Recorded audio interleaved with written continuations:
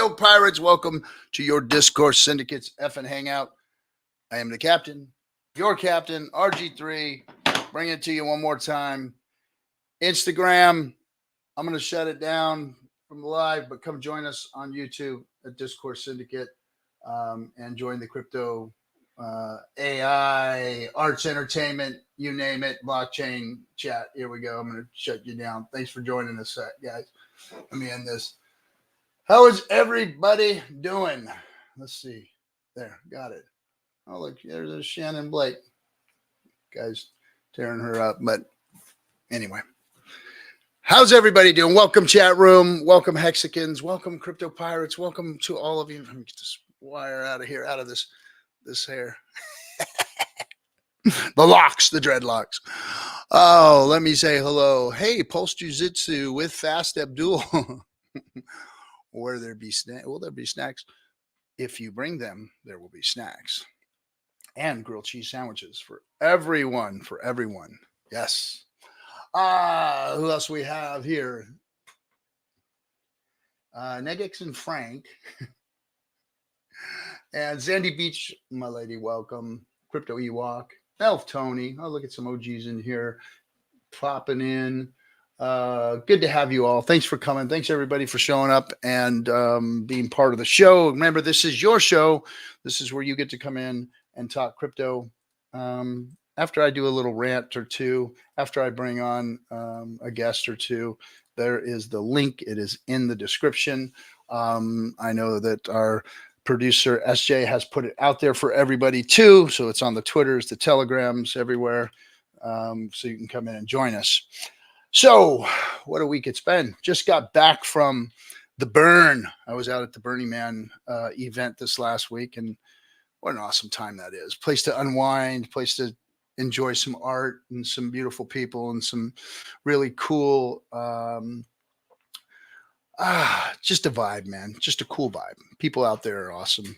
And you name it, everything's out there. You name it, you can find it. It's pretty insane. If you've never been to Burning Man, I would highly suggest going and spending 1 week there and seeing how it works out for you. It's like survival in the desert / the most incredible art project you've ever saw / rave party / nakedness / just beautiful people having a good time in the middle of the desert trying to survive. And there was no major issues like there was last year. Last year we had the mud burn basically. So it was survival after a natural disaster. And then this year it was just perfect weather, perfect scene. The only thing that hit us was a whiteout, which is just a big windstorm that blows dust all over that playa, so you can't see anything. Couldn't even see the car in front of me. We were in line for 12 hours trying to exodus, meaning getting out of there. 12-hour line. What an insane time that was, just sitting in the RV for 12 hours, sitting in a line going 1 mile an hour, stopping, waiting for half hour, and then cruising a little more. But yeah, had a great time. Recharged the battery, recharged the mind, got to chill. Kool-Aid was out there with me, had a good time. And now we're back. And he's back home, and I'm back home, and here we are talking to all our folks. So we've got a lot of stuff going on. I've been listening to a lot of the Bitcoin bros out there, just kind of poking in, peeking in, seeing what they're talking about, and they don't know what they're talking about, which nobody here does.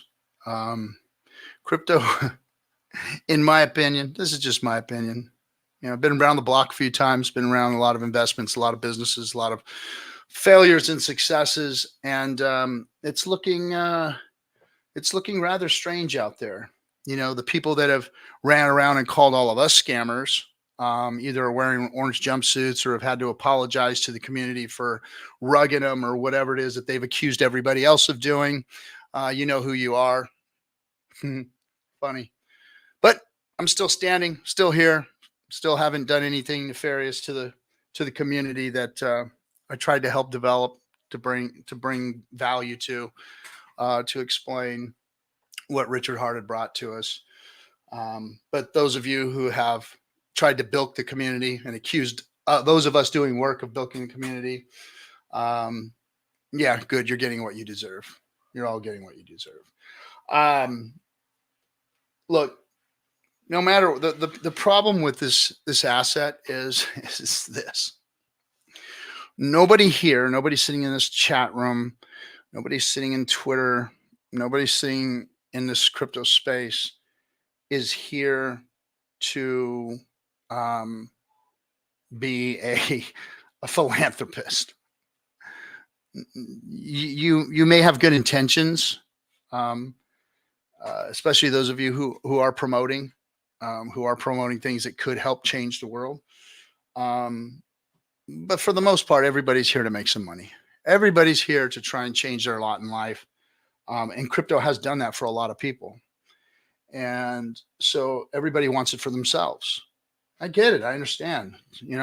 They say, money doesn't buy you happiness, but money buys you options. And options buys you freedom. And freedom makes you happy. I will attest to that. And in order to get there, and this is the one thing that people don't understand, I guess, it's funny, it's shunned, but it's the one thing that everybody wants. You have to sell your crypto. You have to sell. Therefore, if you've become one of those millionaires, multimillionaires, whatever, and you sell, you naturally jack the price. You do. That's what happens. And everybody gets mad when people do it. But they want to be the one also that does it. Because if you're here for the money. I'm sorry. Now, there are those of us who have attempted to give back, who have attempted to go and do something to make the space better. And there are those who have gone out and actually built the community or built things and collected the money and then dumped on their heads, which we've seen recently over and over and over and over again. People jumping in, getting in early on something, pumping the price, and then selling and walking off and calling it theirs. Richard called that a long time ago, told us about the marbles in the jar. It's a marble in the jar theory, and unfortunately in this space, that jar of marbles is always getting tipped over and poured into people's hands. That's the biggest problem with crypto. You don't see that as much in the stock market, So again, buyer beware. Beware of these things, that this is what people are doing. They're making theirs and they're selling on your heads. And that's what it takes to become a millionaire, multimillionaire in crypto. You've got to dump on people's heads. Do you want to do that? Do you want to be part of that? If you don't, then you're in the wrong spot, because that's what's going to happen. Now, of course, you can peel off what you need and do it responsibly, like some people have tried to teach people to do. But for the most part, a lot of people just cash out. We've had a lot of people in this community, people that are OGs that have been around for a long time that actually help the community and whatnot, that have done the same thing, cashed out and dumped on heads and messed prices up and all that kind of stuff. It's just where crypto is. It's a volatile asset class, period, end story. It's very, very volatile. And it has some very strange cycles, kind of predictable, but very strange, and lots of volatility. So if you can stomach it, and if you can be that person who wants to get rich by doing what you got to do, then, stick around. But the space could really use your help. It could really use people with business acumen. It could really use people who can speak truthfully to folks, that can actually speak the truth, not candy coat, sugarcoat things, and tell people what's real about it. We could also get people building things that are valuable. Not saying they're as valuable as the market will make them, one way or the other. I don't think Hex should be priced as it is right now. I don't think that some of the things that I've seen come out, some of the things that I've even been involved in helping bring out, needed to go up to the prices that they went up to. But again, that's just this market. That's just what people do to it. You know, if people are willing to buy it, then the price is going to go up. And then of course you're going to get people who are way willing to sell it too. So just keep all that in mind. It's part of the game. It is what this space is about. I just hope that as things start to change, as legislation starts to come down the pipe, and it's coming, guys. It is coming. Regulation is coming. Things are going to change. And if you don't see the writing on the wall, I pity you. I pity you. We need to get together and we need to be a part of the DeFi voice, because that's what's going to need the voice is DeFi. Centralized bullshit, forget it. They've already made their bet on that. They have wrecked crypto, the centralization of it. From the mining pools to the exchanges, they've wrecked it. They've made a mockery of it. And when these people that are coming down the pipe right now to come in and regulate this space, see what has been done, see what's been going on, they're going to wipe the streets clean of all that shit. Mark my words. Mark my words. If you don't see that that's coming, you've got you've got blinders on. Because when it comes, it's going to be coming hard, and it's going to come harsh, and it's going to change this whole space. Now, it may change it for the better. They may throw the baby out with the bathwater. That's my concern. This baby, DeFi, needs to cry loud. It needs a lot of people behind it. We need people spreading the word about DeFi. We need to be talking about it, because the crypto bros done fucked up. The Bitcoiners done fucked up. They did. They let the fox in the hen house. They've made a mockery out of everything that they've got over there. And when it comes down to it, it's this whole place looks like 98 to 99% scam, 99.9% scam with all the cryptos that are out there and things that have been done. Trust me, the people that are going to scream consumer protection, and I don't care what you guys say. You can go, oh, that's just bullshit. They leave us alone. They don't care what you say. They don't care about your rights, what you think your rights are. They're going to come in, and under the guise of protection, of consumer protection, of we're here to help. We're from the government and we're here to help. They're going to lay down the law. And then it's going to get real weird. So DeFi needs advocates. It needs real stories. It needs real people getting out there and speaking truth to power. We have to speak truth to power. We have to tell them what this really is and what it means to society and what it means to people. We have to put things in place that are actually going to matter. We have to show them what hasn't scammed out, what haven't rug pulled, what has worked, what gives, value to people out there. And that's where we're all sitting. That's where the Hexicans are sitting. When you look at Hex, it's that pure DeFi protocol that makes sense, that helps the world, that changes the world. That's what Hex does. PulseChain brings a real blockchain to fruition, to the forefront of DeFi.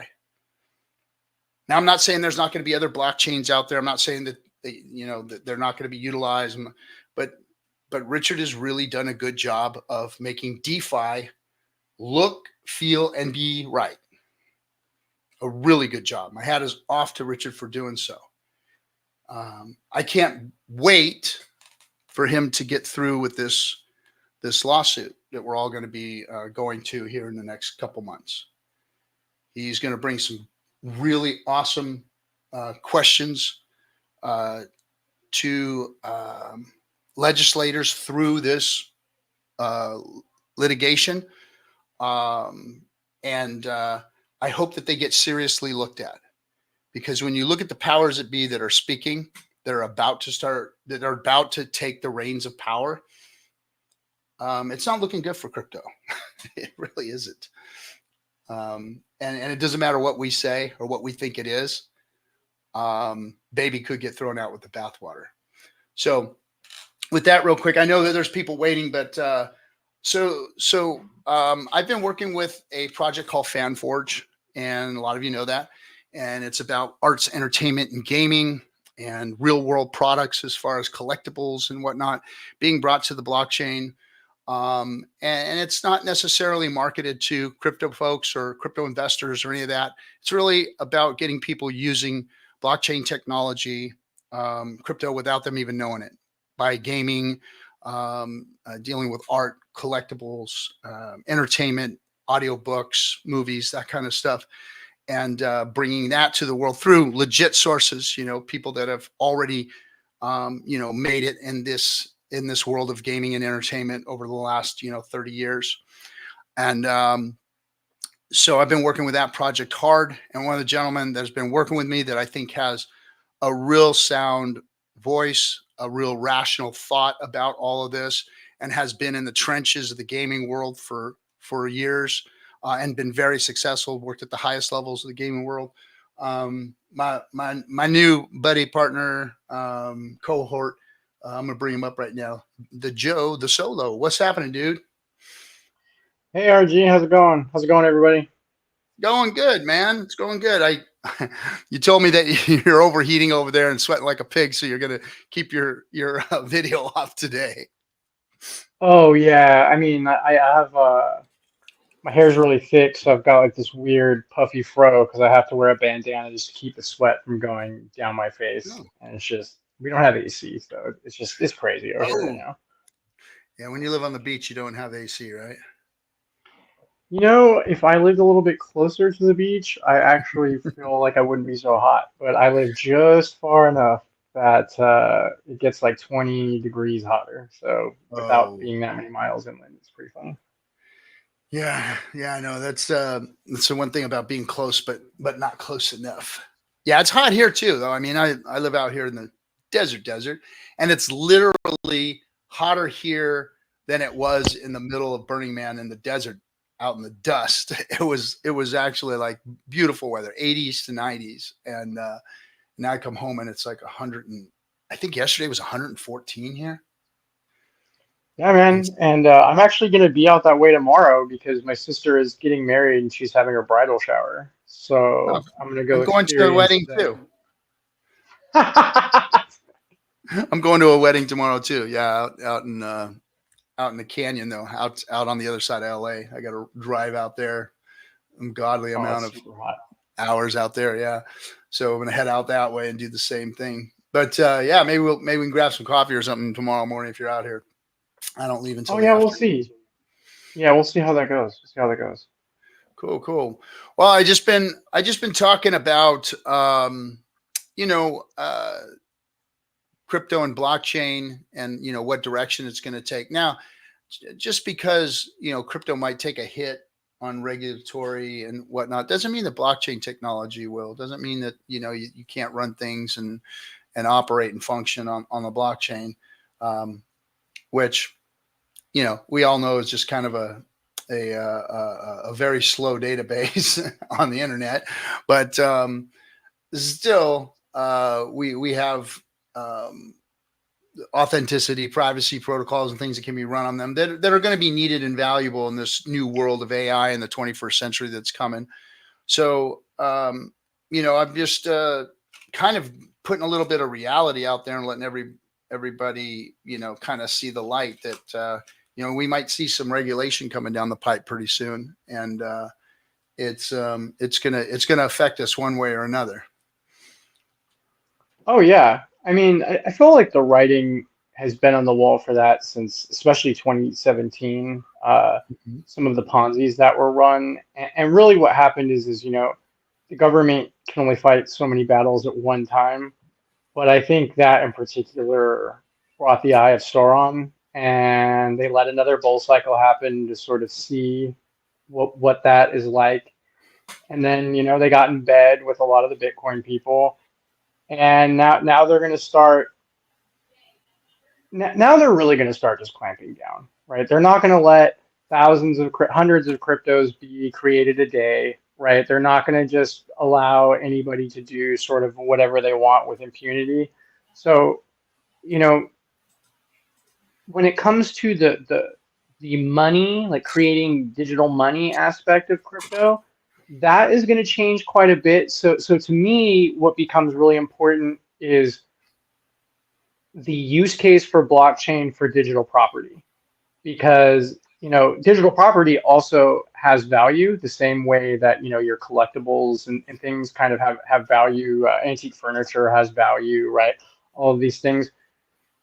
You're still going to have that with blockchain technology, because there are a lot of companies out there who, that frankly, they like NFT technology. I know the word isn't very popular right now, but the idea that they can have assets stored on a database that can talk to game engines and other things in perpetuity, that is some really cool technology, regardless of how upset some developers are at it.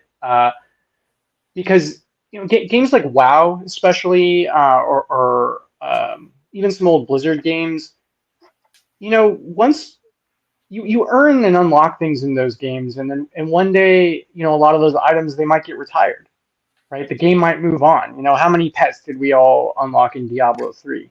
It would be great if all of those items and pets were on the blockchain. So when a new game comes out, there's maybe a way to bring them into that new game, either as pets or some kind of collectible or some other way to authenticate or view the item in a way that keeps it alive. You know, especially if you have a sentimental attachment to it.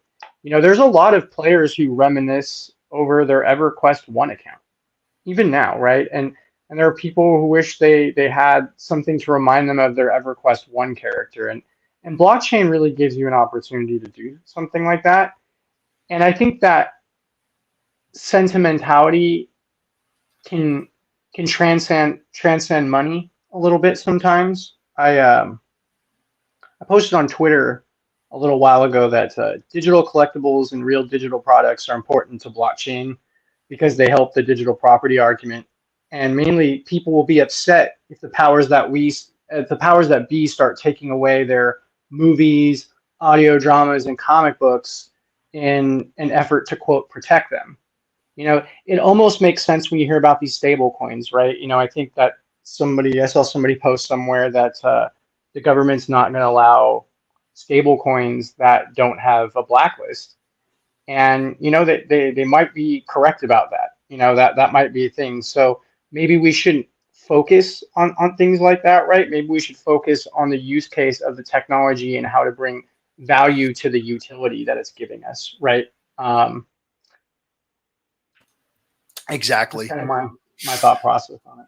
More than likely, that's the type of thing that's going to bring adoption. I think that the shiny object syndrome and the get rich quick narrative, which is very popular, very intriguing, is not going to be the thing that legitimizes crypto.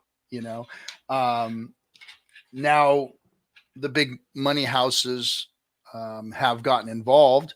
So that means that they see the value in it too. Not sure exactly why they're here. When I think about, you know, why BlackRock may be here, what are they here to do? What are they trying to do to it? Because I know they're not looking at monster returns when you see things like this. I mean, what are we today? We already dropped into 53,000 for Bitcoin. I mean, this market is just doesn't look good, and it's really, you know, quite scary and volatile to companies like that. It's going to be interesting to see how much value they can extract when it comes time. If they do get people, I know that there are lots of people buying their product, but that's already baked into the price right now. So we're not seeing any movement because of what they're doing. They've already moved the numbers with their OTC trades.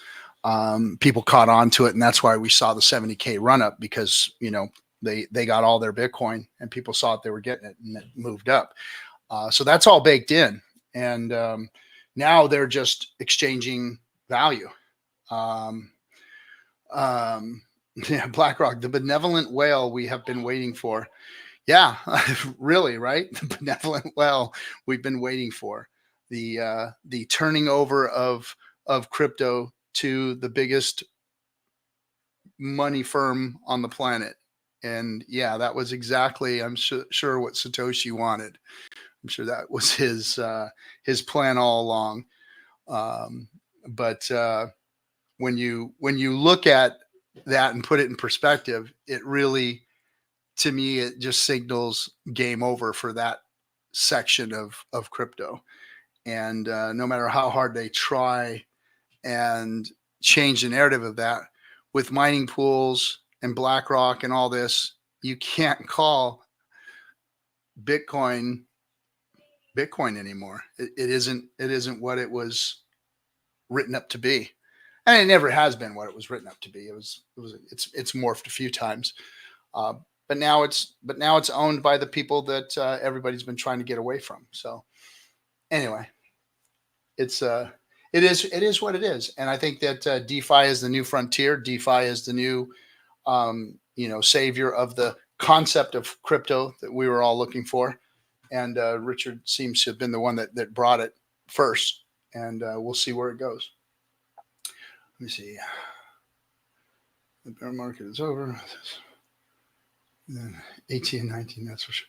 Yeah, Melv Tony was saying that people are saying that the bear market is over, but this one is being tougher to go through than 18 and 19. That's for sure. Yeah, it is.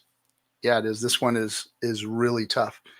Every time it looks like it's going to lift its head up, it pokes back down. But now let's not forget that, this election has really made some serious 180 changes here. And not just in crypto, but in the whole world of finance. We saw the stock market do a flip and a flop and change directions and start moving again.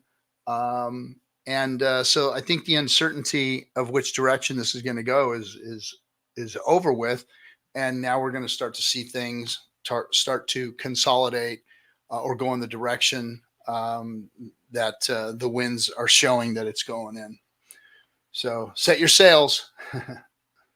Yeah, and this is why personally I'm really happy that we're doing what we're doing with FanForge, because with a bear market, especially when you're trying to build within the blockchain ecosystem, you get clarity. Right? You start to get clarity on what you're doing and why you're doing it. And so, I feel that every time we've gotten the big fat red candle, FanForge has locked down more stuff. We've either gotten, another contract like written up, or we've gotten, some new piece of art done, right? We've gotten something on a checklist done, and we've knuckled down and we've focused even more. And what's amazing about that is we're just leaning into our skill set, which is inspirational, right? When you see people creating art and art that's cool and building a platform, you're really happy. And for us in particular, and I think this is important to DeFi and digital products, because we're not worried about building tokens, we can just focus on the products. So I'm not looking at the price and freaking out about well, how well are our products going to do? Because our products aren't just tokens. I know that people are going to see value in buying audio dramas and comic books and small games and maybe one day bigger games and all these things, and knowing they have access to it forever, because we're just, using a tech stack that, might be a slow database, but it's really great for this kind of stuff. And none of that's tied to price action, right? If anything, and I don't advocate for the price being low when I say this or anything. The only thing that's nice is that for some of these products we want to release, being on chains that are cheaper allows people to interact with the chain a little bit easier, right? You know, with Ethereum, if you're not an L2, it might be really expensive to interact with some of our stuff, right? Which is why we don't necessarily want to build on like an Ethereum L1. But again, you know, I'm happy that I have something to focus on other than like, oh, is my crypto project going to do good? Like, no, we're locking down like writers right now. We're locking down illustrators. I mean, we're having really exciting conversations with people every day. We're talking to, there are some guys down in San Diego. They're a small movie production company, and they watch this stream actually, and you know, they're excited to potentially do something with us. And they've got Hollywood ties themselves, right? They're looking to get a movie franchise off the ground, and you know, they want to do it through a DeFi ecosystem, and they don't want to. You know, a lot of the people who want to enter the DeFi ecosystem of digital products, you know, they're not looking to avoid the government, or they're not looking to evade taxes or any of that. What they're looking for is a new audience and a new place to go, a new place where there's not all these gatekeepers and lawyers and distributors all in front of them, right? They're looking for the freedom to tell their stories, right? And blockchain actually gives you the freedom to tell your story.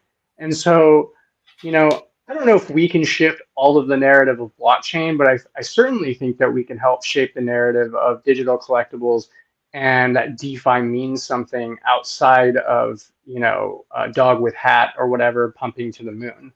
You know, I'd like to see us just start moving past those kinds of things and start uh, really leaning into preserving people's ideas and their thoughts and their hopes and dreams on the chain for the next generation, right? Yeah. And and there's so few people out there that, you know, have the vision, that have the understanding of what's going on here. Um, that that to me is what is my biggest concern, is how do we get more people in the crypto space concerned about the saving of DeFi? Because I'm reading like what Joe said here. You know, wait to hear Richard speak again. Imagine the damage the SEC did by making people afraid to speak and innovate, like RH did. And the SEC is against freedom. Now, here's what I want to say about that. And this is in no way a criticism of you, Joe. It's just our language needs to change in how we address all these issues and how we address this. Because here's the thing: I know that a lot of people in this space are, you know, libertarian minded or anti-government minded or whatever. Now, and that's fine. And if that's you, and you're a nomad and you live outside of a country that you know don't subscribe to or whatever, that's fine. But for the masses of people that do live in a country and do, you know, have respect for its laws and whatnot, and do want to make change and be part of the change in those laws and make them favorable to technologies like crypto and DeFi, we've got to change, you know, how we speak about these things. The SEC was put together for a reason, and it wasn't through nefarious actions. It was to regulate things that hurt people and harmed people. There was a lot of harm done in the early years of the stock markets and all of these things. And these things became necessary to help provide safety to the public. And of course, they've morphed and melded, and overreach has become part of a lot of these bureaucracies' game plan. And we're seeing that as the SEC has been caught with their hand in the cookie jar. And getting slapped. And that's, you know, individuals doing things to, you know, up their game to get ahead. And they've done some things that have, you know, in a space where it was easy pickings. Like crypto is easy pickings, guys. Like 99% of it, and we all know that here, is bullshit, scams, garbage, lies. And so it was easy for them to go, well, they're all just a bunch of scammers, so we're going to do this to them and do that to them. And that's what some of the SEC guys did. Now, I think that the SEC has a job to do, and with a asset class that has 99% of it, and you've got thousands of them, are no good, don't work, scams, or garbage that can hurt a consumer, with liquidity that can hurt consumers, like we've seen just recently within this community itself. Then you've got to allow a job to be done. You've got to allow protections to be done. And speaking harshly about them in a general sense, I don't think is helping. I think that we need to figure out how to help guide them in the direction that's going to make them and the legislators feel comfortable about what it is that they're doing.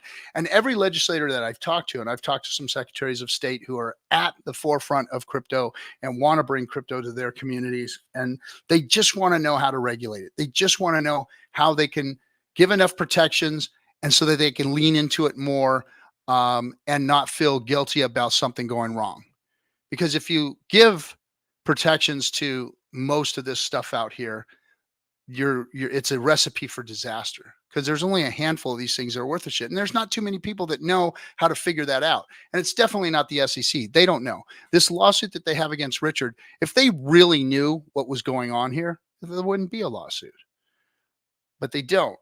All they have to go by is precedent and what they've seen so far. And so far, it's been a world shit show. Even the centralized stuff like Bitcoin and Ethereum, the exchanges, look at FTX. Just look at FTX itself. That's reason for them to go after all of crypto and throw babies out with bathwater. So how do we change that narrative? How do we become loud enough and rational and competent and do enough with acumen that they're going to start listening to us and not look at us like we're fools and throw us out, with the bathwater. That's how we have to speak to this. We need level heads. We need rational rational people with good thoughts going out there and speaking and advocating for what's going on. And my hopes is that this Murderers Row team that Richard has for a legal team is going to bring up some really good arguments, and Richard's going to be able to get up there and, as articulate as he is, be able to vocalize those arguments. We've already seen it in his tweets that he's got bigger arguments than, hey, I didn't scam nobody, and that diamond's mine because I bought it with my own money. He's not saying that. Everything that Richard is saying has not been to defend any of the things that they've said about him. What Richard has been talking about is our rights and what blockchain means to our rights and our digital rights. So I really like the direction that he's gone in. He's never once said, I'm innocent of this, I'm innocent of that. He hasn't even looked at that. That's like a that's a non-starter for him. He's got bigger things in mind. His team has bigger things in mind. And that's what's exciting about that. So hopefully there's going to be a whole new narrative come out after he gets done with this case, and we're all going to be able to get behind that. And I think that's what we need to be looking for, because look, these freaking lawyers and Richard are much smarter than I am when it comes to this stuff. But I know that we've got to find smart people, and we've got to take it a direction, and we've got to get loud about that message, and we have to drive DeFi so that it doesn't get usurped and tossed out. That's right. Let's see. Let's see. I'm just reading some of the chats here. Yeah. This is Paul said something really, really good. Good comment, Paul. I'm gonna put it up. So Paul said, we can start by changing accredited investor laws to be angled towards a test, not asset value. Exactly. And I know in California, they've been trying to put legislation up there to get rid of the whole accredited investor thing completely. Why should anybody be any more ready, willing, or able to be able to invest than anybody else? This whole accredited investor thing is, in my opinion, is garbage, and people should be able to invest. And of course, with warnings and protections and everything in place, to an extent, I don't believe in choking things off to where they don't function or work anymore. But in order to make the governments and the people and the legislators comfortable with what's going on here, there has to be some things put in place in order for those to happen, and in order for this to exist in a government structured society. Versus, I know there are a lot of other countries out there. In fact, I'm part of one myself that they allow crypto trading, and they give tax benefits to people who bring that value to their countries. But again, remember, these are countries that are looking to bring value into their lands and into their investors' pockets by bringing that money over. So therefore, giving tax benefits and breaks. But the protections are minimal, and not saying that that's a good or a bad thing. But they are going to end up going in the same direction as the big countries end up going eventually, as things unfold. But right now, there's a lot of incentives out there from other countries just because they want your value there. They want you buying and purchasing from them. So it's not because they want you to be freer. It's because they want your money. So let's not forget that too.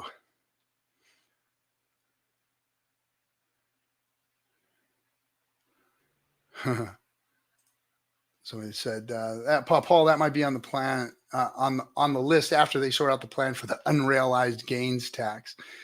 Yeah, there's gonna be a lot of funky stuff like that too. Unrealized gains taxes, long-term versus short-term rate changes, maybe, who knows? But it is going to be interesting to see, and I hope that it goes in a direction that we can all still function, and that we can all still innovate and still move forward, because it's time for the world to go into the 21st century. We've been waiting to go into the 21st century for a long time, and the old powers that be have not really allowed that to happen. We've been kind of stuck in the 20th century, and it is time. AI is here. Things are going to be moving at breakneck speeds. Blockchain is here. So all of the tools for us to move into the 21st century, I think, are ready to go. And it's going to start moving very, very fast.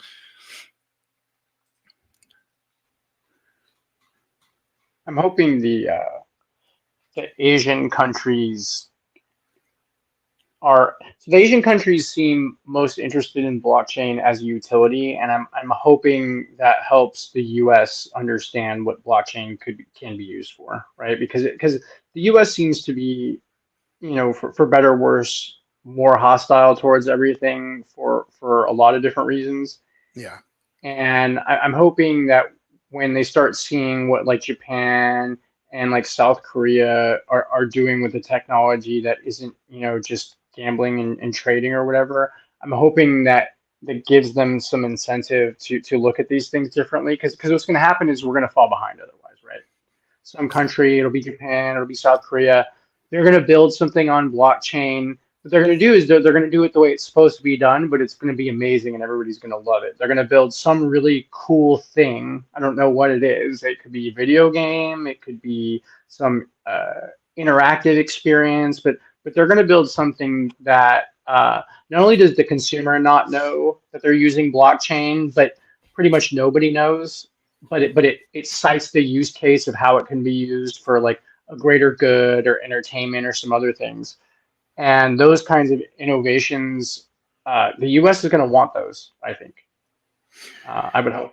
Well, there's going to be a block of people that want those, and then there's going to be a block of people that don't. We obviously we see that there's a divide here in this country as far as the value of crypto.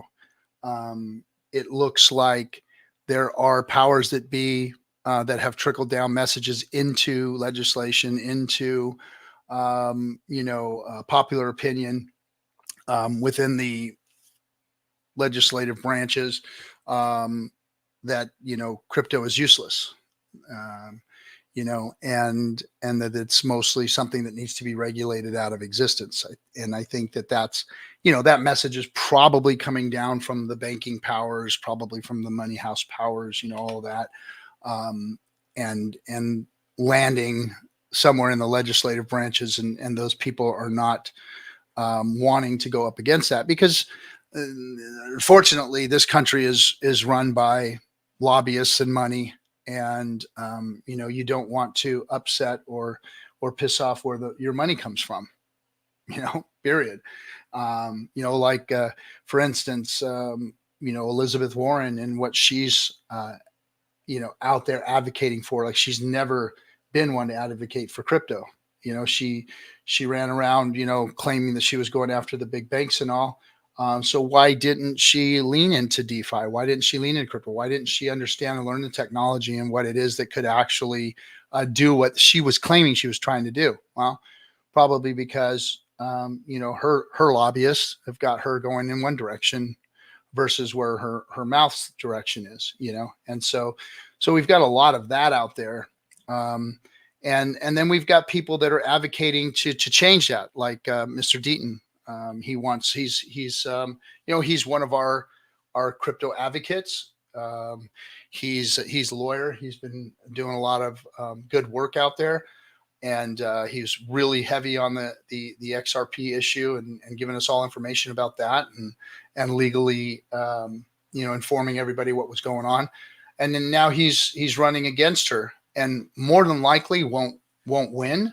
But we've got people out there, trying to go up against the powers that be to bring the good message of what it is we're all trying to do here, to the legislators. So I don't know. We will see how things turn out here, and we're gonna start to see some changes, pretty quick within the next few months. So it's gonna be interesting. It is going to be interesting. Yeah, it is. Exciting either way, right? Dude, this is the weirdest, most exciting, most terrifying all at once time in my life, and it's also like super cool. Was it that Chinese curse, or parable or whatever? May live in interesting times. I think about that a lot, and I feel like we're at the cusp. I'm at the cusp now, sort of at least appreciating it. Regardless of what's going to happen, because it is a fascinating time that we're in. It's just fascinating. It's so interesting, everything that's happening all at once. And fast. And very, very fast. Fast. Like, we're going to have digital synthetic money, electric cars, right? We're going to have electric everything, and they're trying to make it come super quick. It's super interesting. It is.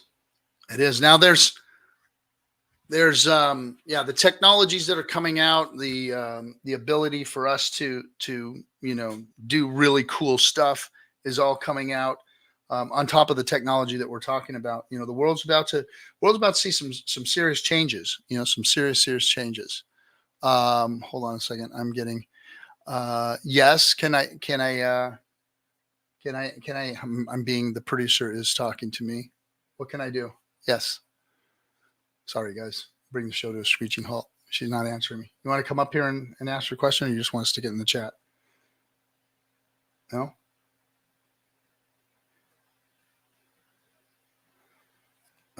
Okay. I'll let her come back later. So let's see. Oh.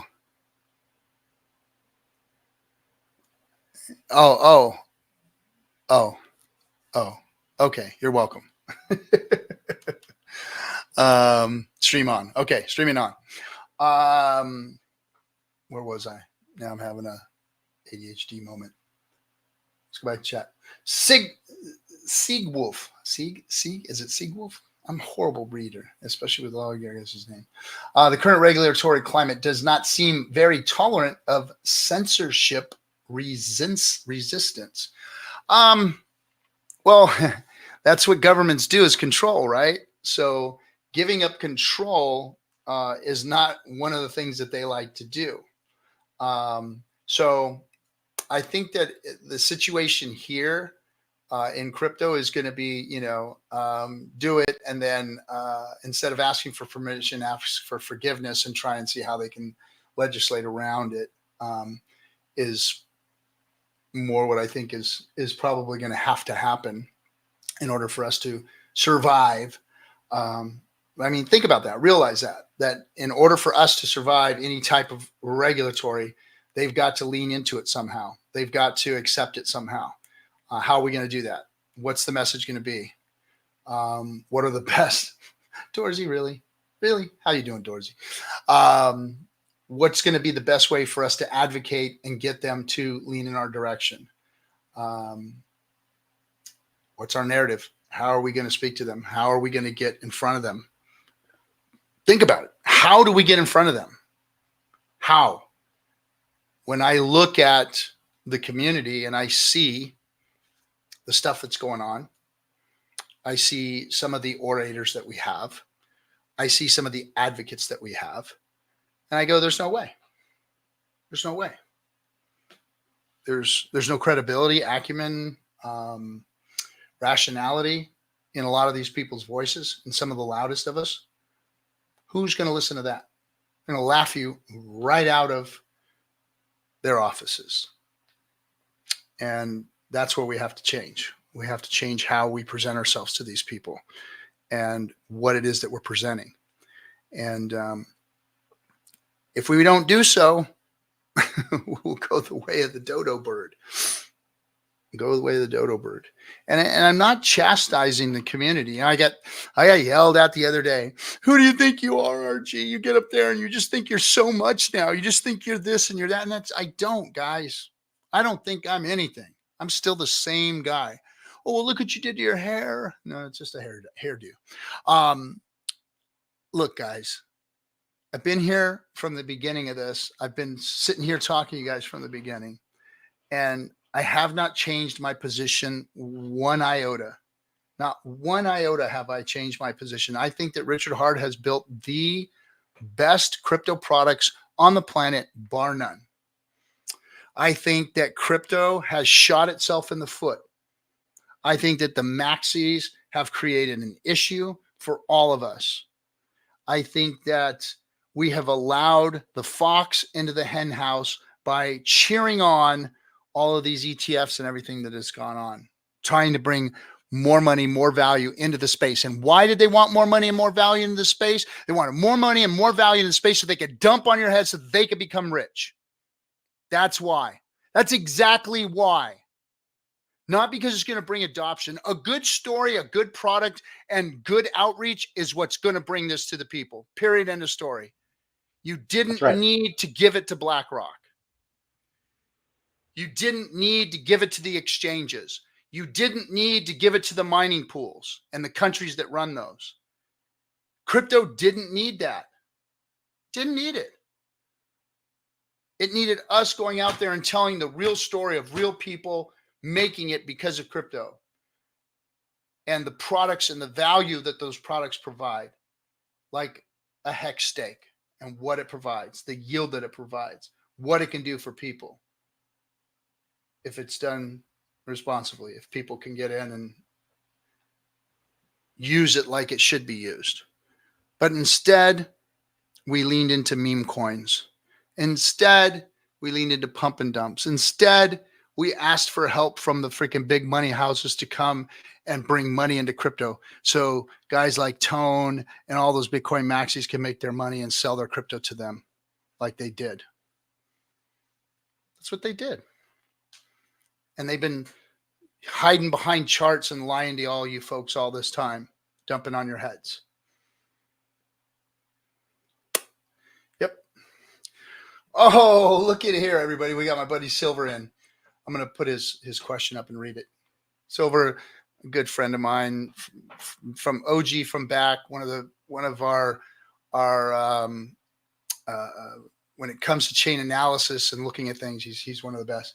Hey, Cap, government derived from Latin governo, meaning to control, and mentis, the mind, government, to control the mind. It's that simple.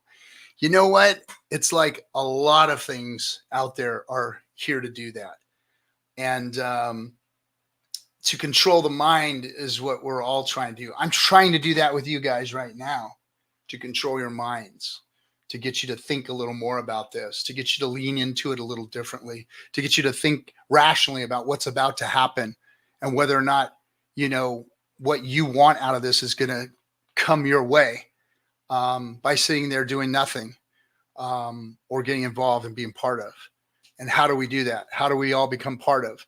We're not going to meme and joke our way through this. We're not going to meme and joke our way through this. It's going to take us. It's going to take real rational lobbying to get in there and work this government. and I know Silver, I know you're a nomad and that's great, but that's not everybody's lot in life. Some of us do want to live in a democracy or a government that does provide what it provides. I mean, that's why I live in California. I like what California provides. People talk all the crap about it that they want or how horrible it is here. I know how to live here. I've lived here comfortably my whole life. And this is where I want to be. And I just got to learn how to function it. Or if I can't, I got to try and change it. Or some people, they just leave or they leave the country that they're in. And I've never been one to have wanted to do that. I was a Marine. I protected this country. I stood on the wall for this country. I believe that it's worth saving. Plus, I'm Native. So the other half of me is Native. This is my land. This is where my people are. This is what's important to me. This place here is important to me. So I want it to be better. It's gone in the wrong direction for a long time. But it's not going to be changed by me putting a gun in my hand and going out there and trying to change things that way. It's going to be changed by me going out and speaking and trying to change the things that have been said against us, and go out and speak truth and truth to power, because I think that's what's going to be the next awakening of this planet, is people getting out there and really speaking truth to this power that's been out there, trying to create oligarchies and put individuals in charge of things, of our privacies, our freedoms, our liberties, our rights. Having few people put in those positions are what's really screwing our lot up in life. The government should be a group consensus, and that's when we operate and function best, when the majority of the people create the rules and help protect one another. But when you start putting one or two people in power and positions of power and czars and all these other kind of oligarch crap, that's when things start getting screwed up, and you start getting very, very strange people in place to do things that don't help the better good. Let's face it, folks. You all live on this planet. You live in groups of people and governments and systems, and you got to figure out how to function in them versus talk shit about them and hope that they're going to do your bidding one day, because they're not if you don't get out there and fight for them and do things. Anyway, sorry to take over the whole show, Joe. Nah, man, go. I mean, I think everything you're saying is really important, because, and this is where I've been at for a really long time. I understood when I saw, more than 10 cryptocurrencies that, we're going to have to fixate on something other than price and speculation for this industry to really move forward, right? And to have the kinds of things that this industry wants. Because really, every time a new crypto is minted to just make money, it takes away power from the entire ecosystem to enact a positive change that would benefit all of us, right? Mm-hmm. So, when we're nobody really seems to understand the long-term ramifications, the negative ramifications of some of these short-term gains, right? Because it just makes everything end up looking really scammy. And there's 2,000 or so cryptocurrencies. All of them have conferences and all of these things. And so the government just is looking at this stuff, and they're really trying to figure out what's going on, and we as a community are not sending them a clear message, right? Because everybody's just sort of memeing and doing all this stuff, which is awesome. You know, one thing that's really good is all the people who have actually interacted and used the network, at least at a baseline, probably understand the utility, right? So that's good. But now we need to move beyond speculation, or we're just kind of hosed. We're going to be hosed through regulation because they're just going to assume that everything, every new blockchain is just another potential scam, right? So what will happen is they'll regulate all of that away unless there's something that the whole community can rally behind. And originally, you know, that was supposed to be Bitcoin, but the maxis actually pushed a lot of people away, right? And it was supposed to be Ethereum. And I think right now there's a lot of questions around that. And even Vitalik is putting his foot in his mouth when it comes to DeFi recently, you know.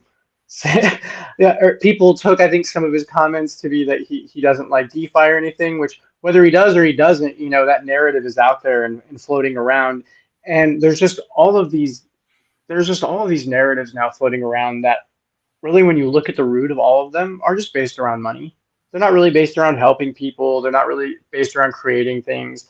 And honestly, if blockchain started to do more for the world at large or the people involved in it, the regulators might start looking at a different view. But really what they see right now is a bunch of degens.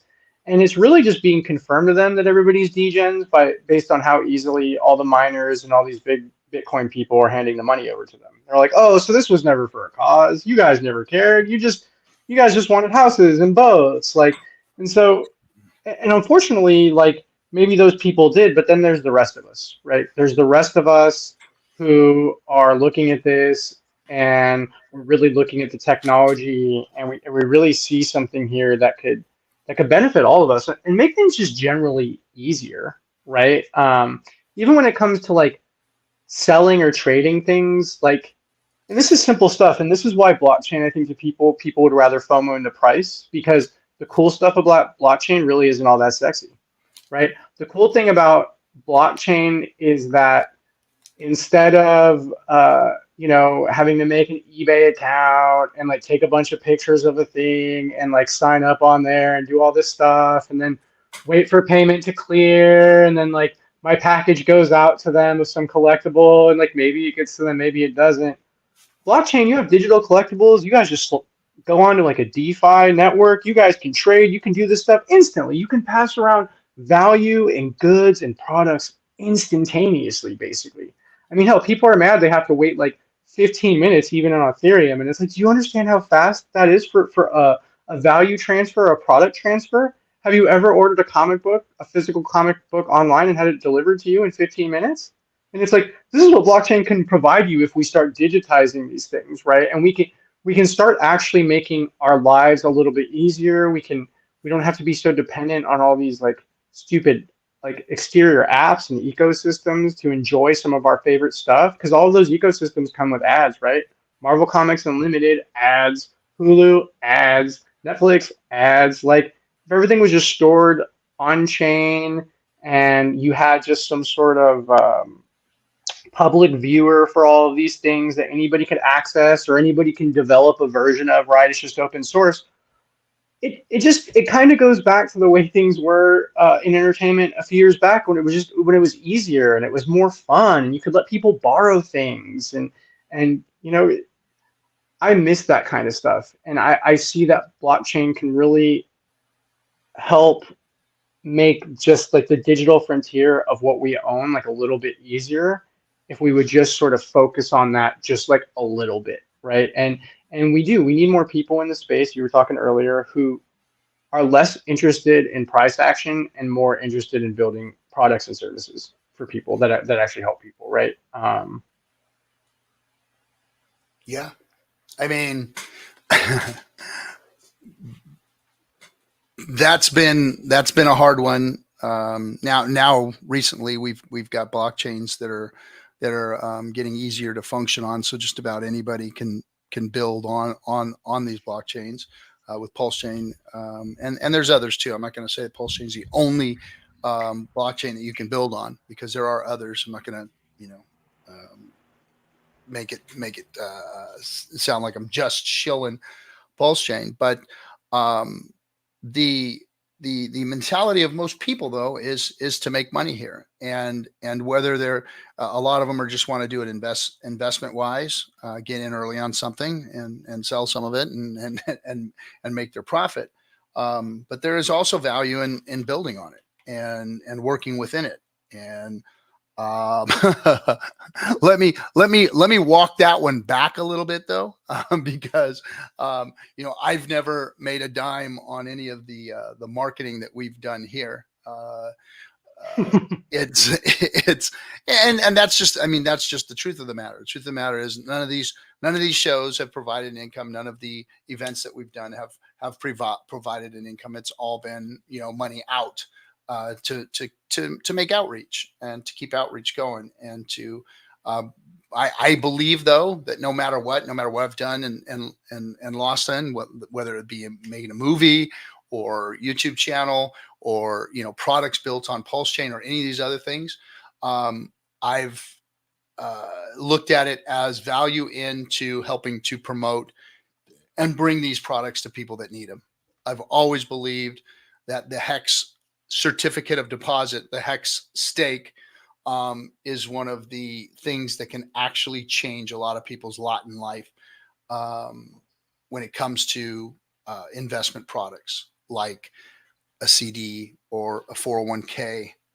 Hex blows all those things out of the water and makes it easier for people to go out and make a better life for themselves. Now, with the volatility of the market and us getting in early and being, the first,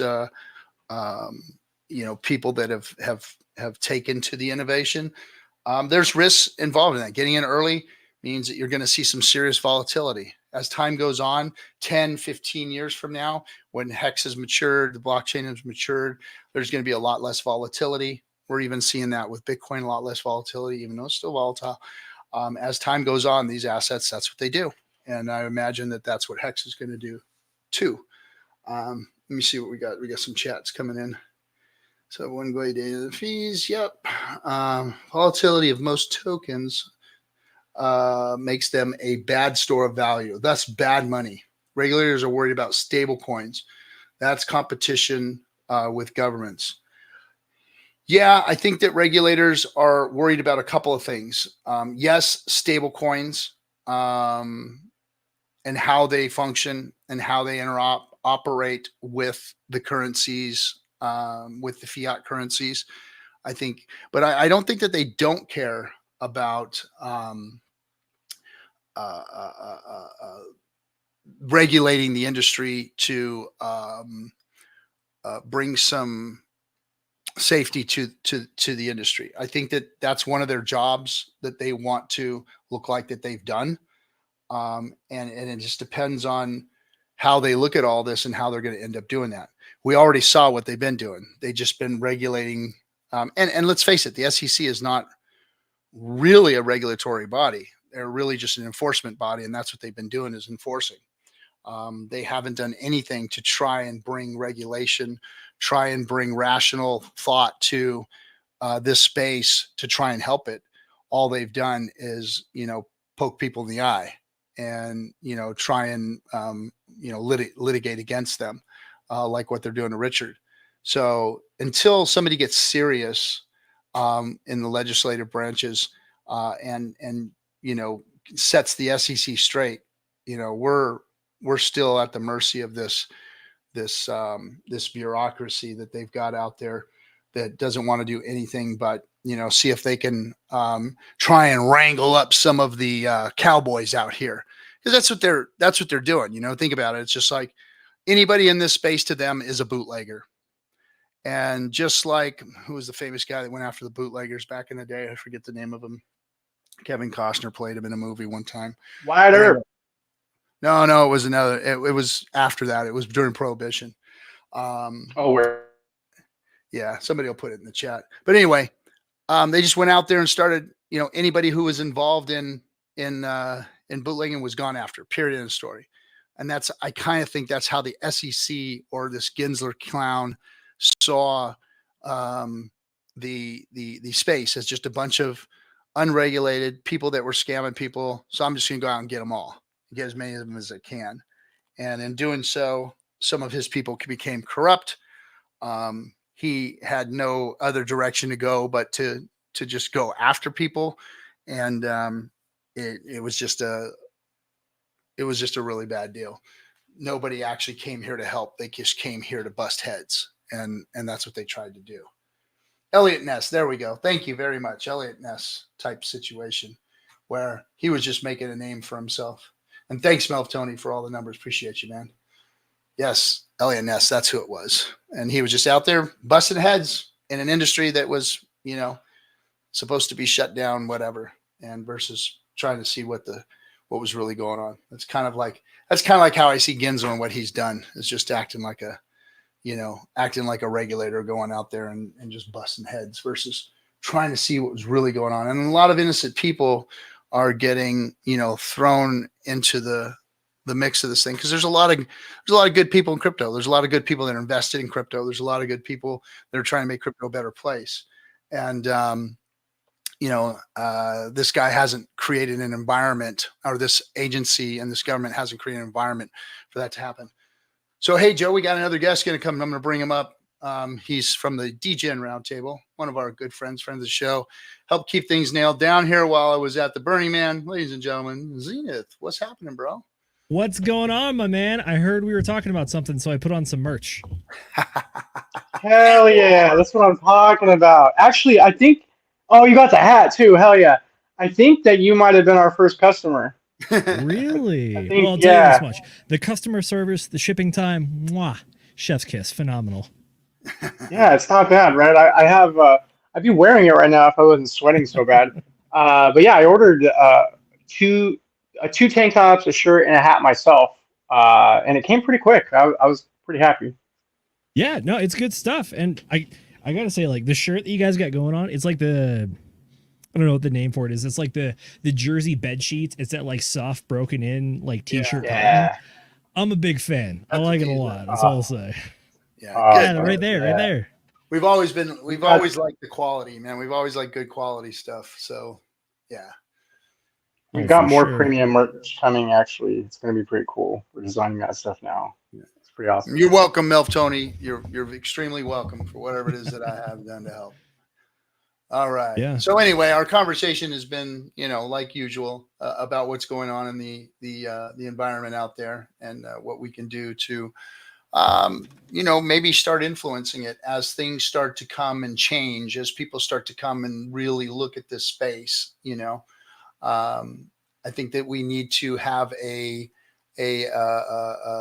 consortium of like-minded people advocating, speaking, and bringing rational thought and truth to power, as they start to look at regulating, because it's going to happen. Man, that's something.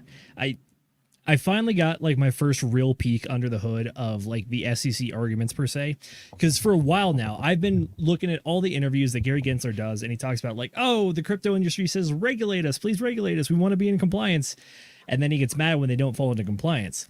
If you read through the legal documents that the RH case put out there, which it's 199 pages, so I'm not going to lie, it's some dense stuff. But if you go through it, you can actually see the arguments that each of the parties makes, which is that the Richard Hart team makes a very pointed and very specific argument when it comes to everything.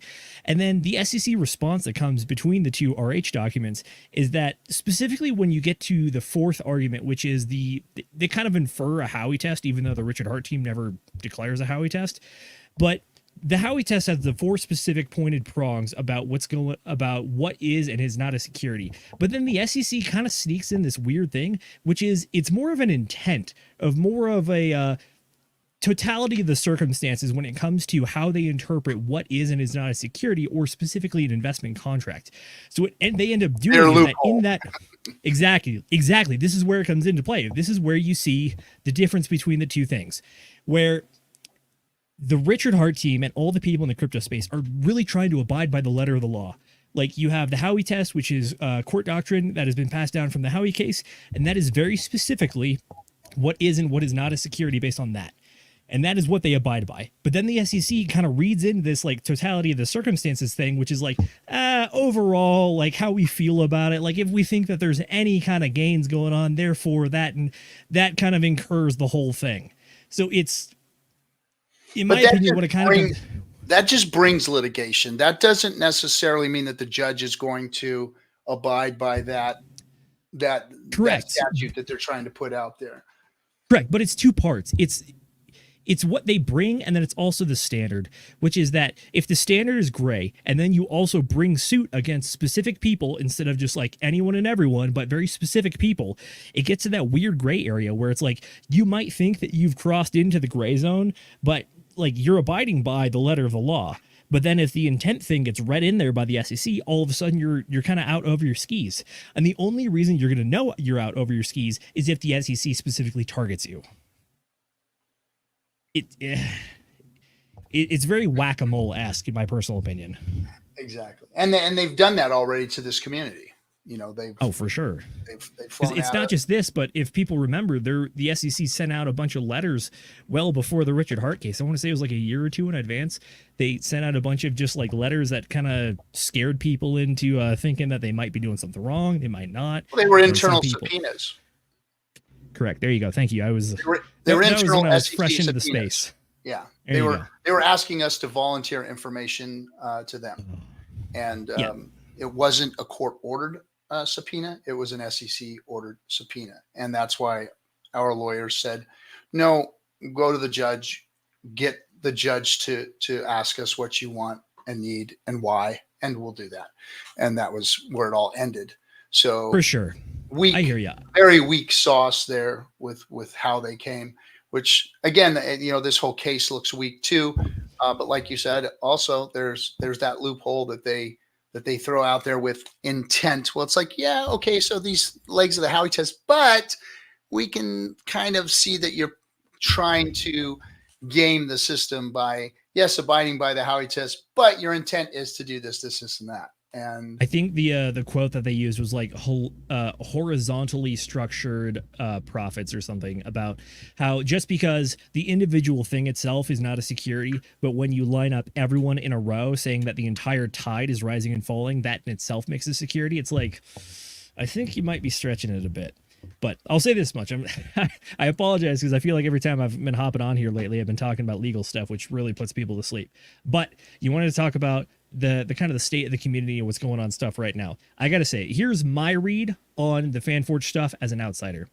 I have been very much looking forward to a lot of the creators coming into the Web3 space in a really earnest attempt. I think that unfortunately the gaming populace and a lot of like media populace kind of got a bit of a bad taste or a sour aftertaste in their mouth with the last NFT cycle at the following end of the 2021 crypto cycle. What I mean by that is, like, did the Bored Ape Yacht Club stuff really make a lot of money? Yeah. At the same time, though, to an uninformed outsider, it's like these people are investing in JPEGs that I can screen cap for free, and they're spending tens of thousands, if not hundreds of thousands of dollars on it. And that just like really rubs the average person the wrong way, because it's like, this seems less about an actual thing that is a technology asset on a blockchain and more of just about flexing cash. And I can understand where that rubs people the wrong way. So the thing that I'm excited about for FanForge is that this is going to be possibly the first foray with some real AAA names, some real AAA titles coming into the space. And it's going to be that crossing the Rubicon moment, which is that it's really going to test the waters and show that there is room out here, and that the general populace has kind of just been incorrect based on their first assessment from everything back in 2021. So when you do get the cool things like being able to have some sort of like ownership as like the first editions or like first 500 copies of something digitally on a blockchain, it's no longer a thing that you can physically hold, but it's still a collectible to show that you're a big fan of the IP, because the IP is good itself. And I think that the quality content creators and the quality content itself is what's really going to drive this. And I'm really looking forward to it. And I think it's a really clever thing to sneak the Web3 stuff on the back end so that you're really just engaging with the IP. And that if you want the crypto stuff, it's there, but on the back end, and it's not the forefront. So I'm excited for this. I'm very excited. Yeah, we're excited for it too. I think we think that that's one of the ways that, you know, we're going to see some adoption outside of the crypto bro space, you know, and get people using it and seeing value in it without even advocating, knowing what it is, or having to shill it. It's like, no, I own this thing because this is cool, and this thing that's behind it is giving it value to me. It's giving it authentication. It's giving it what value I want it to have on the internet. So leave that thing alone. It's a value to me, and I think that's one of the ways that we're going to get advocation and adoption is through people getting value through it. You see it all over, like a Steam platform, where people are getting badges, people are, buying entertainment and all of these things. And those technologies can be implemented back there, and people are going to get value out of it. That's right. And FanForge, another thing that makes us unique in how we're going to focus things and how we're going to tackle projects, and even some of the creators we're onboarding, we're really trying to highlight individuals, both on our team and with the people who are actually bringing like new content outside of our team to the platform. And that's actually weirdly unheard of in games and even a lot of film stuff nowadays. You don't really get to talk to the people, the direct creators who are making some of like the really cool collectible stuff. Like, for instance, there's all these really cool Marvel statues that come out by Sideshow all the time, and people buy them. The artists aren't really celebrated that much who make them, right? So here, though, we're going to point out who made it. We're going to, maybe bring them on stream, get them involved with the community, and really highlight what these individuals are bringing to the table and what value they're actually bringing to the chain by releasing these kinds of products here, right? And that's going to become, that I think could help shift the narrative, because it becomes less about people supporting price and people supporting people, right? I want this creator to succeed. I love this IP. I want to see the movie, right? I own all the things that FanForge has released around it. I even subscribe to the like Uber membership pass, like all of this stuff, because I'm fanatical about the products that they're giving me. And these aren't just JPEGs, right? And this isn't really criticism. Like, I love pop art. I love simple line art. I love Samurai Jack and whatnot. But when I watch every single product that release be generated in a way that is for speed only and not really for quality, like, sure, it looks cool, I kind of know what they're doing, and I kind of automatically think to myself, so they're not thinking through the value long term that they actually want to provide for these people. They're not thinking through this as an actual collectible, right? So like, one of the things I'm doing right now, I'm working on a 3D model of a dwarf that is also going to be an exclusive collectible, right? And we're going to texture it and model it, and this thing is going to be malleable. It's going to be usable. It's going to be tied to a quote NFT, which means it's going to unlock things, or it's going to interchange, be interoperable with other things in the future, right? That's really cool. That's awesome, right? Because somebody like me, I'm doing this first one, but somebody like me is going to put like 80 hours into that, 90 hours, 100 hours, right? They're not just going to go to the AI generator, generate a thing real quick, spend, an hour doing some image minute cleanup, and then call it an NFT that, and thinking they're the next Michelangelo. That's just not going to work long term, right? If anything, like, what we're trying to do is we're trying to be like, the old Marvel days, where you knew who the creators were, where you knew who the writers were, and you didn't just root for the characters that they created, you rooted for the people who created them, and we need to bring that back. We do. We need it. And what's cool is, because the crypto space is so new, I think that this is actually the mechanism that can get entertainment back on track with that stuff. I think we can kind of show entertainment that not only is there like a better technology bed to put this stuff on, but there's a better way to get in touch with consumers, and it has to do with being authentic, Completely agree. I think it's a shift in the focus, which is that crypto is largely more I mean, effectively just a focus on value and investment, which it is. And then you kind of got that meme coin stuff and the NFT stuff going on, which is that there's part entertainment, but it's a large part value motive as well. When you're shifting actually further into this territory, it's actually just the focus is on the entertainment. The value is just part of the inherent price of it. It's very similar to getting back to the conventional paper market when it comes to stuff like comic books and whatnot, which is that the entertainment and the IP value is first and foremost. The secondary value effect is a secondary effect, is what it is. But it's exactly like you said. And personally, I'm curious to see where the reception of AI content goes over the next few years, or the next decade in particular, because I think we're already starting to see a little bit of pushback on AI generated art in particular, because a lot of artists just have that style. Like, you can look at some people's drawings and the work that they do, or maybe even a sculpture even, and just know exactly who made it, just because that flair, that touch, those details are there that no one can really replicate. Sure, you can train an AI to do it eventually, but at the same time, it's just, you're going to get the average. You're not going to get the exceptional stuff. Yeah, it's super interesting, and my comment makes it sound like I didn't necessarily like AI. I think AI is cool. It's great. Yeah.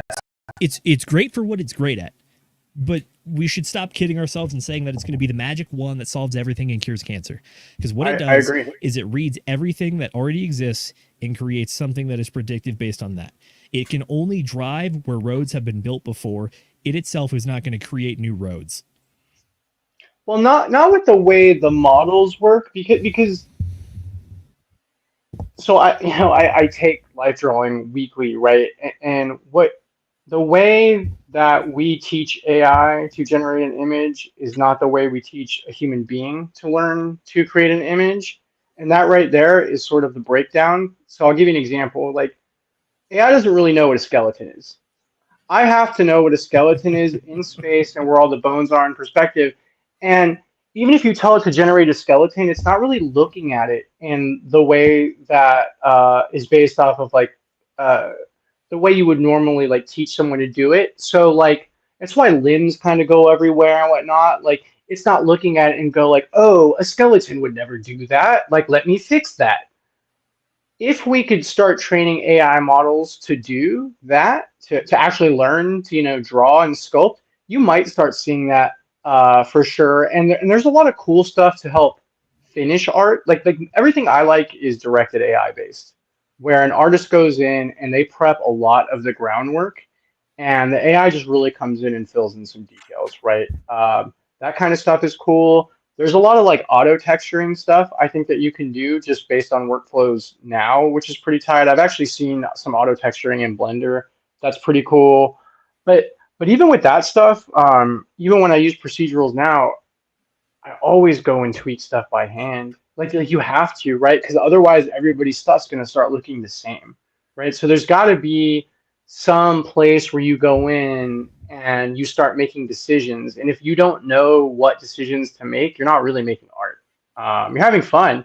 And well, you're making art, but you're not making art on the high level professional sense, right? You're just you're doing incredibly cool looking finger painting, essentially. That's true. Right? I mean, not to try to hit you with the sophistic, like, what is art? But at the same time, it's one of those things I think where you know it when you see it. And it's got some soul and it's got some flair, or it's got some emotion. Or it's anatomically correct. How about that's a good starting point? Yeah. And it's about sort of like art to a lot of people is, most artists are really like magicians, right? And they're just pulling rabbits out of their hat. And so some art is more valuable to people because they actually watched it get made, right? So like maybe there's this beautiful drawing you say it sold for $1 million, and the reason that it's that valuable is that drawing is not only super well done, but maybe the artist only did it in 20 minutes. Maybe there's a story there, right? Versus that's fair. There's another painting that maybe the artist spent 60 hours on the painting, and that's why it looks beautiful, right? Like it punches you in the face because they spent so much time on it.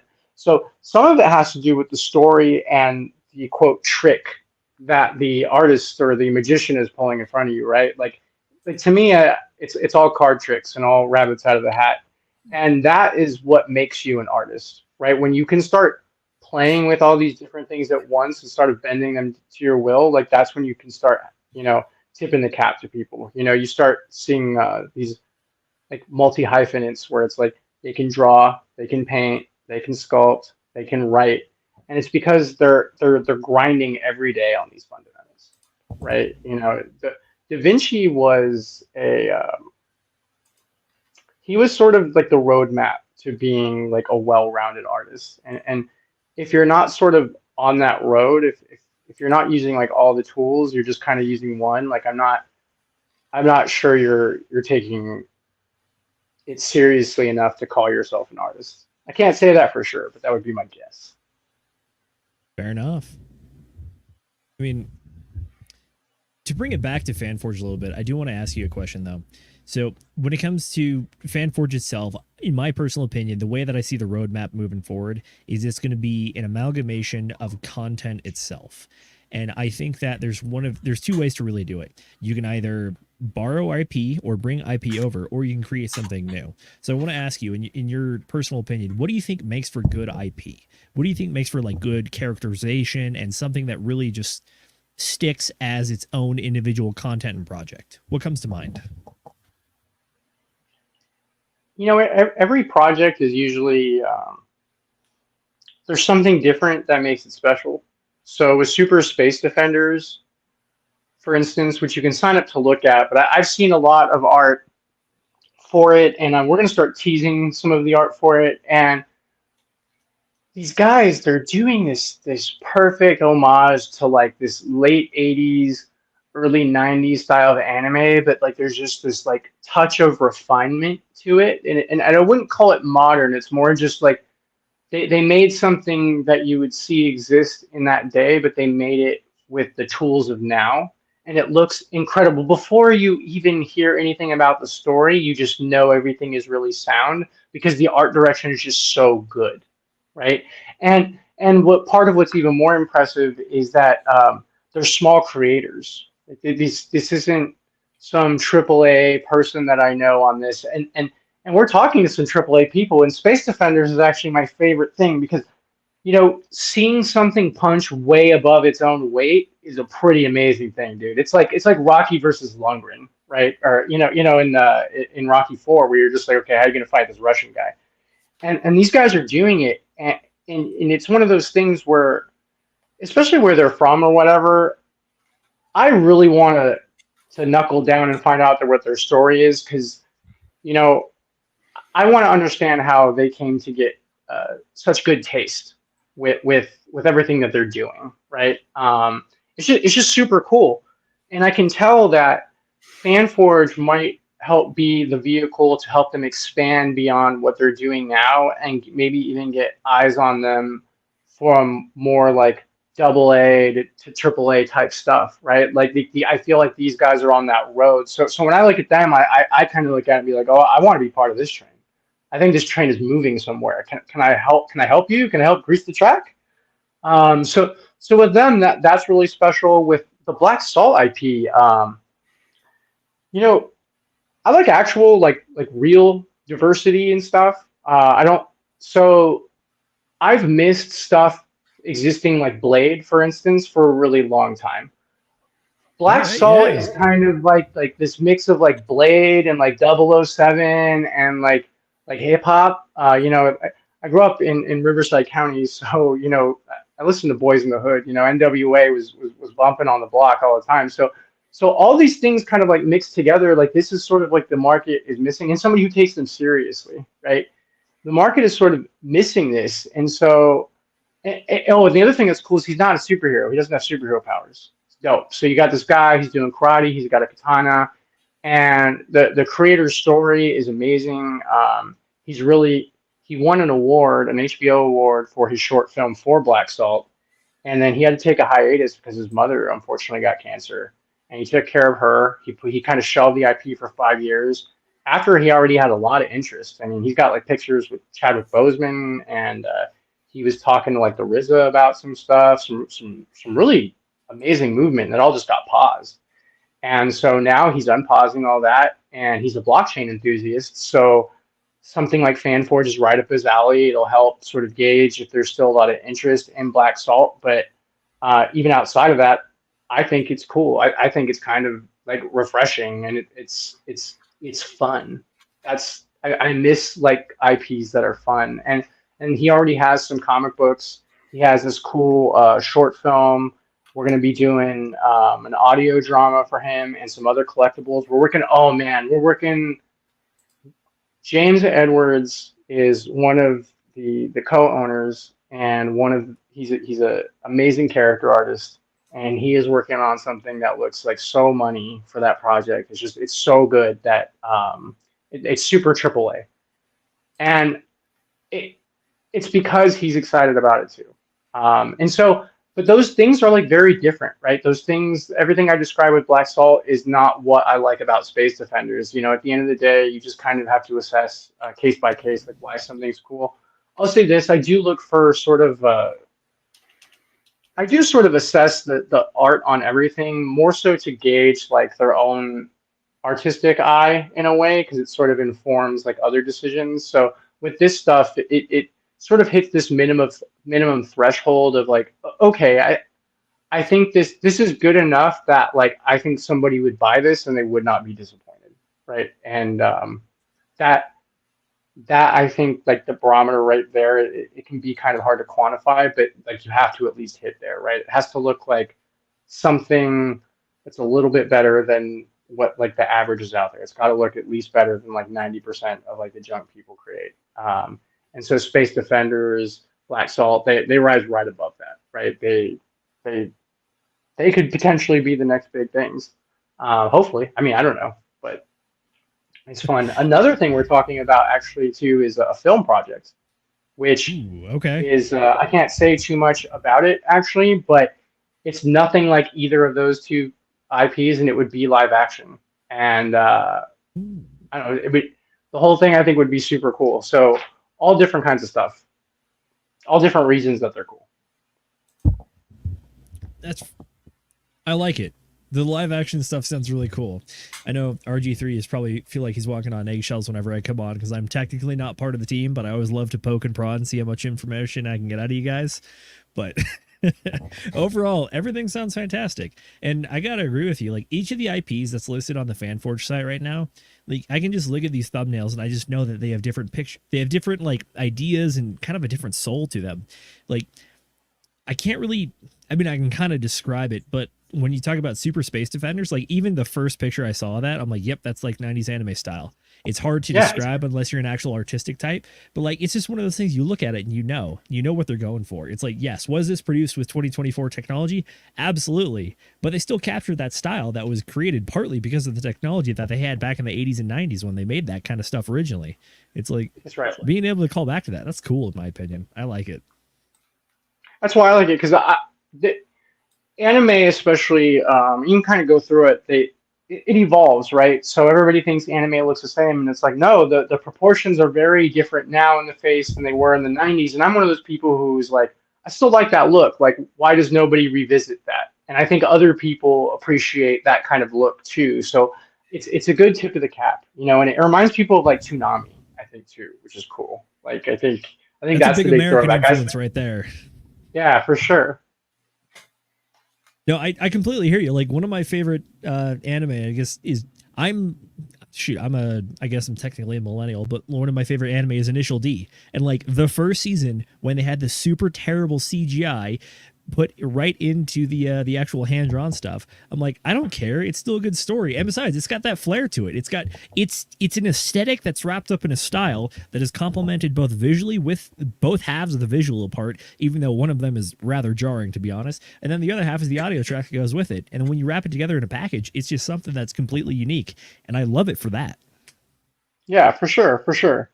And now we can do, you know, there's all kinds of creators like this who want to do things like that with modern tools who are just gatekept, right? That stuff just gets gatekept. And so for FanForge, you know, we get a chance to curate some of that and hopefully surface some voices who otherwise wouldn't be surfaced, you know. I like it. I like it. All right. So the stuff that I know about that I think is publicly facing at this point is there is an audiobook series. We have the projects going on here. You teased a little bit of live action. Is there any chance for actual like game projects or anything that you can actually like have that interaction with? Or is it going to be pretty much just like mostly like viewable media?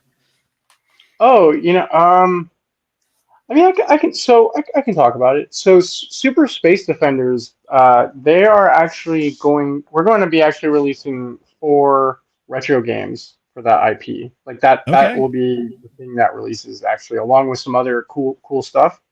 But yeah, there's going to be some games attached to that. You're going to see sort of this, not like now, not everything will have a game. Like Black Salt won't have a game attached to it, but you're going to see this sort of suite of different things for each IP.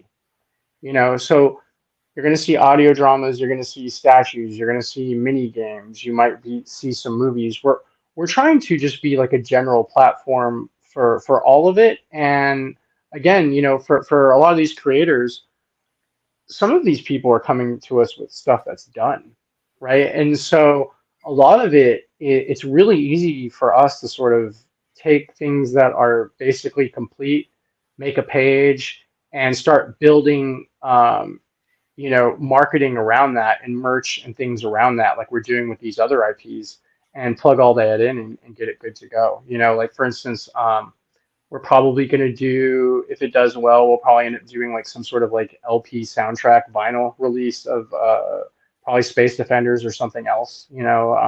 There's some That's cool. other IPs that we're talking. There's some other people that we're talking to, and they may want to do something like that as well. The audio dramas, for instance, might release on LP. We're talking about like Japanese hardbacks, like really cool collectible stuff. Maybe doing like clear vinyl, or like a vinyl with like an image printed on it. Really, really cool things that you just can't get anywhere else. And that'll help also bring back a little bit of exclusivity to the space and the collectible space as well, both physical and digital. And we're hoping that this sort of shows people with sort of almost like, I guess it's almost like a shotgun spread, but it's more, I would say it's more like a smorgasbord of different things you can do on the blockchain. We're going to give it to people, everybody at once. So you're going to be like, oh, you can put movies on the, because I think it really is going to be this weird come to Jesus moment for some people who don't understand what you're talking about unless there's a visual, and they're like, oh, I didn't realize you could put a movie on the blockchain. Oh, you could put a little game guy on the blockchain? Wait, you could put this audio thing, and it'll start to click, especially when they see the physical item next to the digital item. Like when you see that you can order a CD of a soundtrack or the digital version or the LP, it starts making sense to people because they go, oh, this is all the same stuff, And right now people are sort of confused on that because not enough people are using blockchain to do this, right? And even for us, like, I would hope that people using the platform know what blockchain is, but we're setting it up in a way where, like, if you just want to get to the collectibles and whatnot, you don't have to interact with the chain. You don't have to do any of that. Like our platform creates like a wallet for you when you sign up, and it has everything.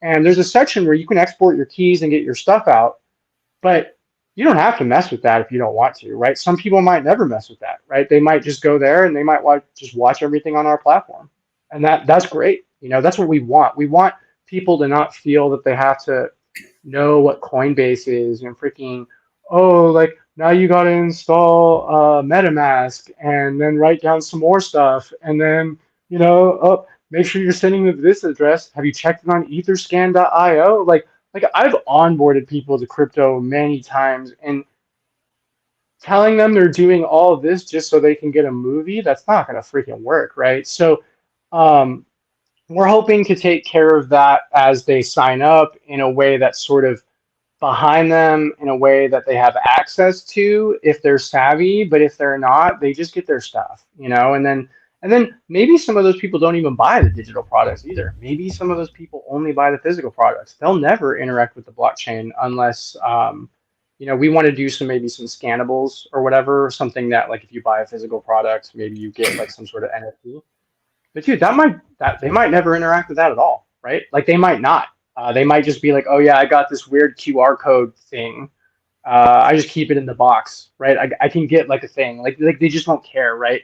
And honestly, I don't care. I care that they bought the shirt, and this is kind of reinforces what I was talking about, like where we need to get away from caring about like price action, and we need to care more about products. So all I care about is like, did you come to the site? Did you like all the stuff? And if you bought a product, like awesome. I don't care if it's on the blockchain or not. I know that our whole backchain is I know that our whole back end is blockchain, and that's awesome. But like, that's not the core of our business. You know what I mean? We're not just sitting there looking for a price pump, right? And I think this will help separate that out as well. You know, and this will help. This will help. Other companies will pop up like ours, and it will all start reinforcing that this is all real property, which is going to help crypto in the long run. When the government tries to take your comic books and your movies away, people are going to get upset because you need the bread in the circus for the world to like keep spinning normally, right? And if you start taking people's circus away and their bread away, they get upset. So we've got to turn crypto into like bread and circus, and at least parts of it, right? And there's still always going to be the money aspect, which is dope, right? Like that's cool. But if we want it to be here, we got to find those other use cases. And I think FanForge can help sort of show and guide the way with that. Absolutely. It's definitely the foray into that because, I mean, everyone and their mom calls Bitcoin digital gold. So it's very hard to get away from that investment idea. And I know RG3 is laughing over there because Hex is better than Bitcoin. So I know the name of the tour. I've been there before. But yeah, the point exactly is what you're saying, which is that it's trying to make something where the intrinsic value of the thing that you're consuming itself is more important than the actual monetary value that you get out of it. And collectibles is one of the best ways to do that, in my personal opinion. I mean, if you want to go for something more like tangible or crunchy, maybe like you can try to go down the NFT route of like NFTizing, like real world assets, such as like, I think deeds to houses is like the first one that everyone throws out as an example of that. But blockchain technology, you got to admit, it does have its limitations at a point. But then at the same time, because it has that, it also has its strengths and the things that it does well. So when you have itemized versions of intellectual property that people genuinely enjoy and enjoy interacting with, blockchain is a good way to, I guess, keep that stuff around forever. Because theoretically, there's going to be a day when all the collectibles burn up in a house fire somewhere. And then, like, the last first edition Pokemon card is gone theoretically, unless it's like very specifically protected. Blockchain is one of the ways to get. It's one of the ways to get around that per se, but at the same time, there's costs, there's limitations, and I think we're very real about that from this camp over here. But it's going to be a matter of adoption at this point, and I'm excited for FanForge because I think, like I said before, it's going to be the crossing of the Rubicon. Similar to how the ETFs went with the crypto stuff, the Bitcoin ETF was the ETF launch that made the most money in the history of humankind.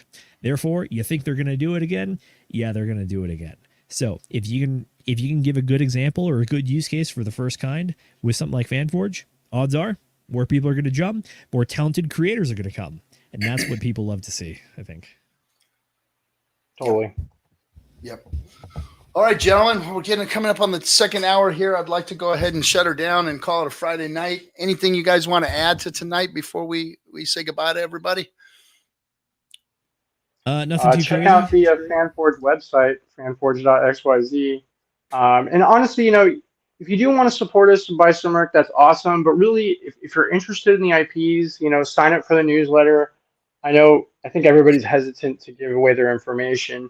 So if you're not going to sign up, though, at least like keep an eye on us because we are going to be showing off everything that's going on behind the scenes soon. And we are going to start being more sort of transparent, I think, with the community on what we're doing in the sense of like if you join our Discord, join our Discord. That's probably a good one.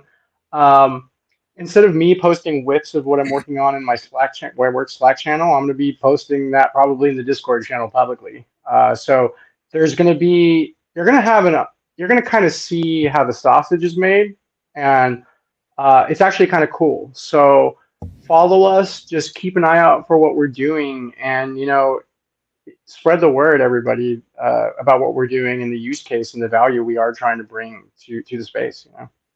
If I had to throw anything out there. something like Right that. on. And SJ will have the links down below, so if anybody needs to get those with the Discord and everything, it'll be there below. And thanks, Zenith, dude. It was awesome talking to you, man. Actually, Yeah, I dude, appreciate absolute what- pleasure. He always brings the heat, man. He always brings the heat. Hey, I'm here not to entertain everyone else, but also to entertain myself too. So I try to ask questions that I think are, relevant and entertaining to me. So hopefully I'm Yeah, not trying to hell get RG3 in trouble by revealing too much information, but I'm always trying to push that line, so to speak, if you know what I'm saying. Yeah, for sure. Yeah, I All will right, say it's good to have the captain back as well. I hope you're rehydrated after spending, what was that, 2 weeks out in the desert, my man? I am. I'm still coughing up dust, though. It was like 10 days out in the desert in the dust, but it's worth every last particle of dust I have in my lungs of silica or whatever might be killing me. But yeah, it was great. What an amazing time. If anybody hasn't been at Burning Man and you want to go have yourself a really cool experience, get yourself out there one year. It's awesome. It's about art. It's about entertainment. It's about, party, dance, music, lights, and then everything else you can imagine, from, shibari classes to AA meetings to, you name it. You pick it, you can find it out there. It's just a really awesome time. And, if you want a vacation for your mind and go out and try and survive in the middle of the desert and keep from dying in the hot sun, that's a place to do it. So Burning Man, my recommendation to everybody. The only retort I have is something day job is akin to a ball and chain. So while you were out dancing and partying in the desert, I was trying to identify HVAC units that were built in the 70s that didn't have all the parts that said they had all the parts in them. So I'm glad you had a good time, Cap, and thanks again for letting us host. It's an absolute blast to come on here, hang out with everybody, and chat with the community. I think we had Moondog on and Johnny Chaos, along with myself. Oh yeah, and that Laura was while you were cool. out. Very cool. That was a blast. It was fun hanging out with those boys. Very cool. Very cool. Right on. All right, everybody. Well, we'll see you next week. Expect more of this. We're going to be bringing positivity to the blockchain in whatever way we can, and supporting the RH ecosystem, doing all that stuff as we move along here, no matter what changes we see. And let's go out there and be the change that we want to see. Thanks, everybody, for coming. We'll see you all next week.